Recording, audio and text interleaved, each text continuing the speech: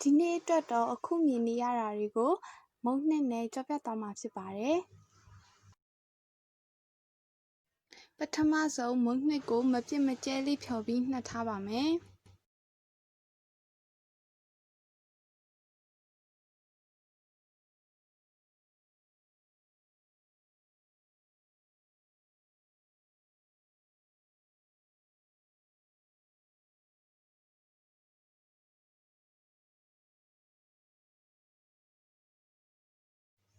မုံနှစ်နှက်ထားတဲ့အချိန်မှာအာလူးနဲ့ကြက်သွန်တို့ကိုလှီးပါမယ်အာလူးကိုတော့နည်းနည်းပါးပါးလှီးပြီးကြက်သွန်ကအကြက်မြန်တော့ထူထူလေးလှီးပါမယ်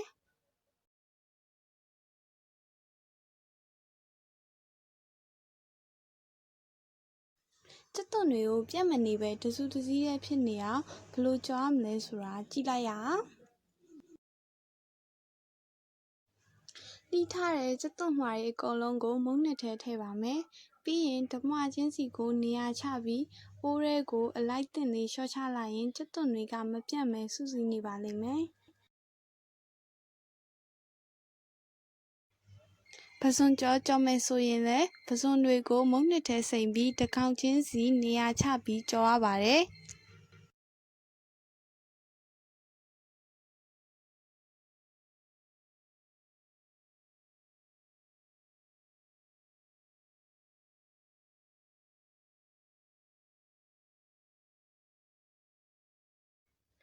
အာလူးကြော်မယ်ဆိုရင်လည်းရှေ့ကပဇွန်တို့ကြက်သွန်တို့ကြော်ခဲ့သလိုပဲအာလူးကိုတစ်စိတ်ချင်းမုံနှစ်ပြီးကြော်ရပါတယ်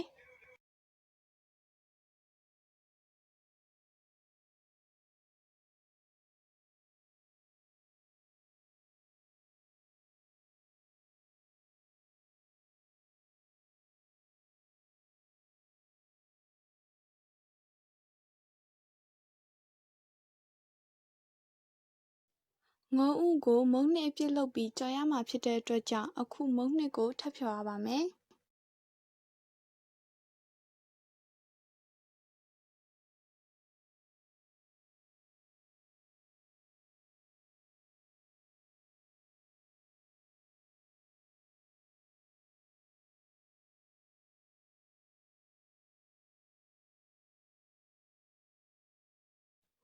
တာကြထိုးရံမှာငုံဥတက်မယ်မုံနှစ်ကတ်မယ်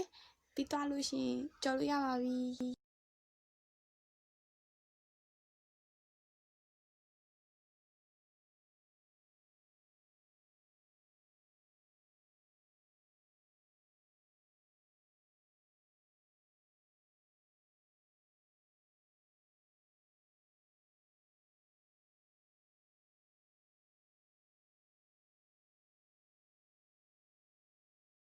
အကြော်တွေအကုန်လုံးလည်းကြော်ပြီးသွားပြီဆိုတော့အကြော်နဲ့တွဲစားတဲ့အချီရီဖြောရပါတော့မယ်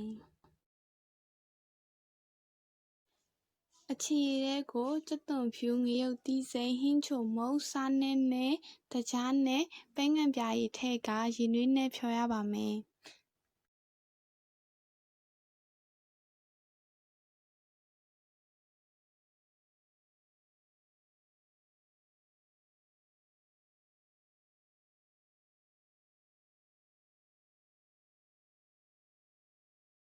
အခုအချီရီရရှိသွားပြီဆိုတော့အကြော်စားလို့ရပါပြီ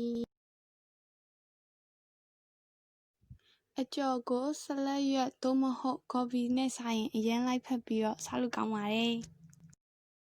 ဒီနေ့ပြပြသွားတာကတော့အကြော်နည်းလေးပါဆက်လက်ပြီးတော့လည်းပေါ့ပေါ့ပါပါနဲ့လှုပ်ရှားလို့ရမယ့်မြန်မာရိုးရာအစားအစာများကိုမင်္ဂလာကို TV မှာတင်ပြသွားပါအောင်မယ်ကျေးဇူးတင်ပါတယ်ရှင်